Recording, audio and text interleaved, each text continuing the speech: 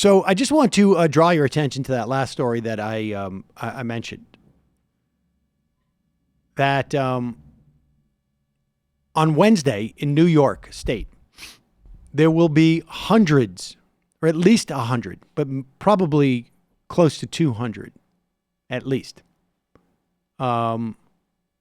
lawsuits filed against institutions and individuals for sexual abuse that has occurred in New York State between the late 1940s and early 2000s.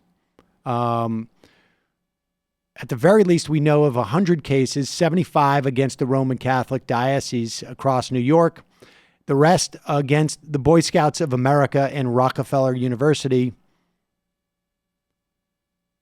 There's a law firm that's contemplating filing another 500 additional lawsuits. This is coming out as a function of the passage of the Child Victims Act. And it basically gave a 1-year window to suspend the statute of limitations and allowed people who were children who were sexually abused to file lawsuits. And at the time, in fact, I think it was just literally when we did this interview on April 11th, 2019, we were in Las Vegas for the Mass Torts Conference, where we spoke to a bunch of trial lawyers. And sometimes we speak to other advocates and whatnot. One of those advocates we spoke to was Bridie Farrell. And she was an Olympic figure skater, speed skater, excuse me. And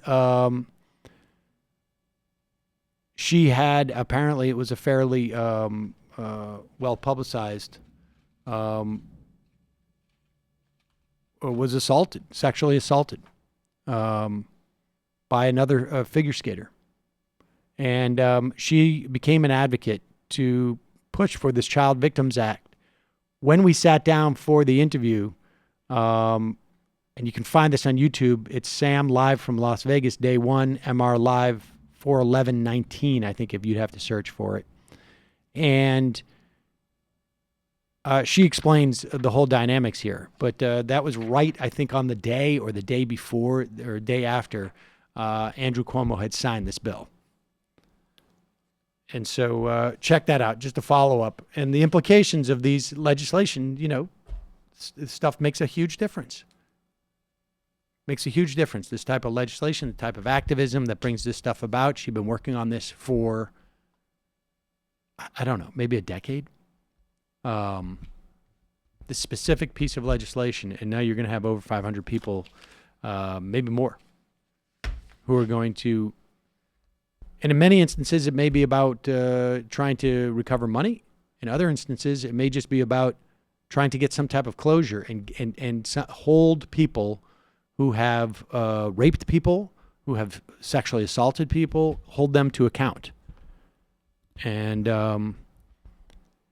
this concept of opening up the courtroom, in this instance, it was about statute of limitations that would have been unfairly limited. Not only with the statute of limitations, there was a 1-year moratorium, but it also expanded from, like, if you were assaulted under the age, I think, of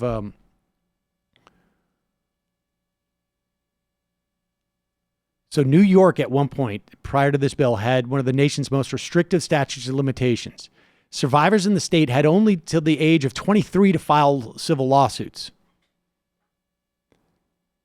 The average age that victims disclose their abuse is 52 from when they happen as children. And so now you have until the age of 55 to file civil claims. I mean, a lot of this sounds like so obvious, but it wasn't the case. And part of the reason was, frankly, the power, I think, of the church to limit this. And the law is a very, very powerful tool. And one of the interviews that we have actually over the course of our vacation is about the law basically creating the market. But you see it in the case of every aspect of our society.